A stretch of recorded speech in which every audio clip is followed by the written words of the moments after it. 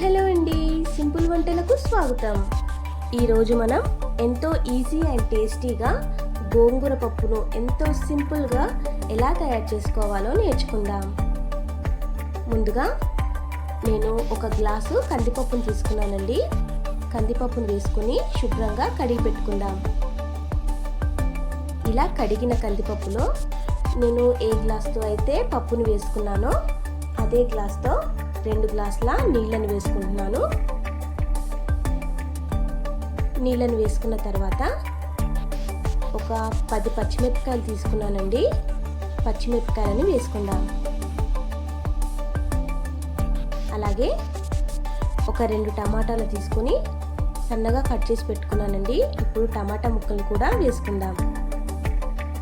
అలాగే ఒక 1/2 table spoon పసుపు, అలాగే 1 టేబుల్ స్పూన్ కారం వేసుకుందాం. అలాగే ముందుగా కట్ చేసి పెట్టుకున్న గోంగూరని శుభ్రంగా కడిగి పెట్టుకున్నానండి. ఇప్పుడు గోంగూరని వేసుకుందాం.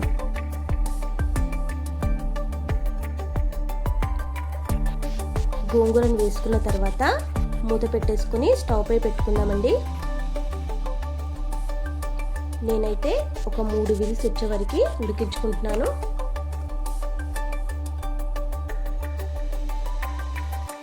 మూడు విజిల్స్ వచ్చిన తర్వాత చల్లారిన తర్వాత మూత తీసి చూద్దామండి.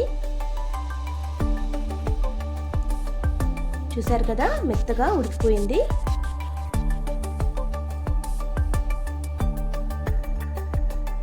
ఇప్పుడు ఇందులో సరిపడా సాల్ట్ని వేసుకుందాం.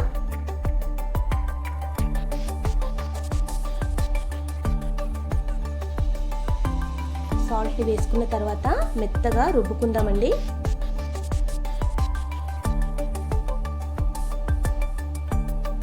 మెత్తగా రుబ్బుకున్న తర్వాత ఈ విధంగా రుబ్బుకొని పక్కన పెట్టుకుందామండి. ఇప్పుడు తాలింపు వేసుకుందాం. తాలింపు కోసం స్టవ్ వెలిగించి గిన్నె పెట్టుకుందాం. ఇప్పుడు ఆయిల్ వేసుకుందామండి. ఆయిల్ హీట్ అయిన తర్వాత 4 నుంచి 5 వెల్లుల్లి రెబ్బలు వేసుకుందాం.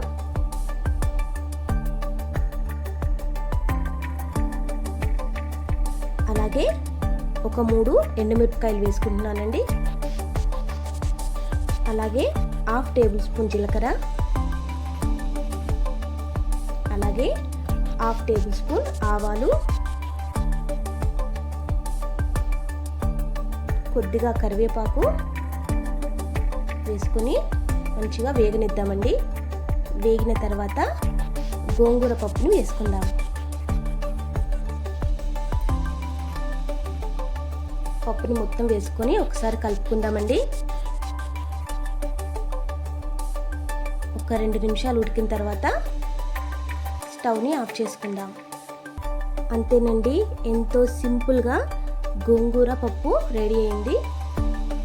ఇది వేడివేడి అన్నంలో అయితే చాలా కమ్మగా ఉంటుందండి. ఈ వీడియో కనుక మీకు నచ్చినట్లయితే ప్లీజ్ లైక్ చేయండి, షేర్ చేయండి, సబ్స్క్రైబ్ చేసుకోండి ప్లీజ్. Thank you.